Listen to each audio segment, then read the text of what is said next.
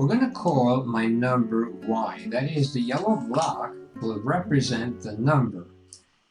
The problem says twice my number, so I'm going to need 2 of the yellow blocks, diminished by 1/2 of my number. So I need to diminish twice my number by half of the number. So I need to take away half away from this. So that's going to leave me with 1 red block. And then it says increased by 4.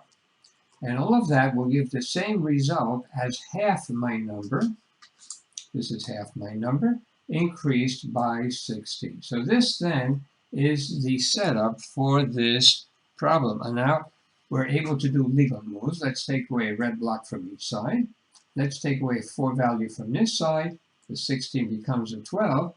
So now we see that the yellow block has the value of 12. Since the yellow block represented a number, my number is 12. To do the check, we will set up the original problem one more time. Twice the number, diminished by 1/2 of my number, increased by 4. It's the same thing as half my number increased by 16. Okay, so this is the original setup. Let's do the problem. So here we have 12, and 6 is 18, and 4 is 22. So the left side is 22.